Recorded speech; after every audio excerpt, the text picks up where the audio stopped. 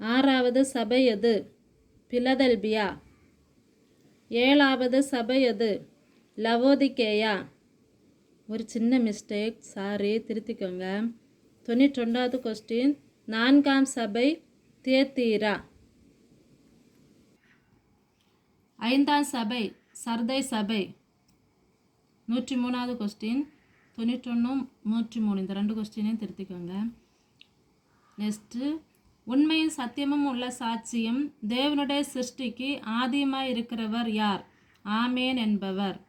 நீ குளிருமல்ல அனலுமல்ல என்று எந்த சபையை சொன்னார்? லவோதிக்கேயா. நீ குளிராயாவது அனலாயாவது இருந்தால் நலமாயிருக்கும் என்று எந்த சபைக்கு சொன்னார்? லவோதிக்கேயா சபைக்கு.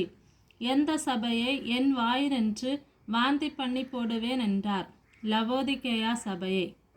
ஏன் என் வாயினின்று வாந்தி பண்ணி போடுவேன் என்றார்? குளிருமின்றி அனலுமின்றி வெதுவெதுப்பாய் இருக்கிறபடியினால். எனக்கு ஒரு குறைவும் இல்லை என்று சொல்லுகிற சபை எது? லவோதிக்கேயா. நீ டேஸ் நெருப்பிலே புடமிடப்பட்ட பொன்னையும் ஐஸ்வர்யவனாகும்படிக்கு உன் நிர்வாணமாகிய அவலட்சணம் தெரியாதபடிக்கு உடுத்திக்கொள்ள எதை வாங்கி கொள்ள சொன்னார்? வெண் வஸ்திரத்தையும்.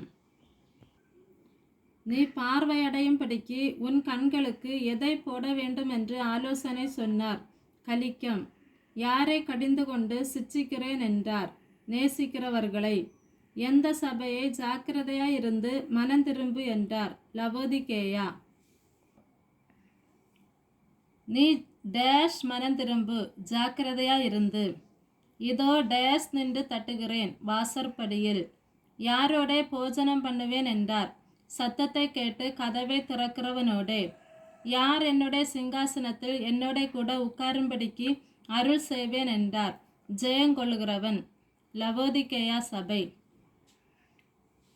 முதல் சபை எபேசு, இரண்டாம் சபை சிமிர்னா, மூன்றாம் சபை பெருகமு, நான்காம் சபை தியத்தீரா, ஐந்தாம் சபை சர்தை, ஆறாம் சபை பிலதெல்பியா, ஏழாம் சபை லவோதிக்கேயா.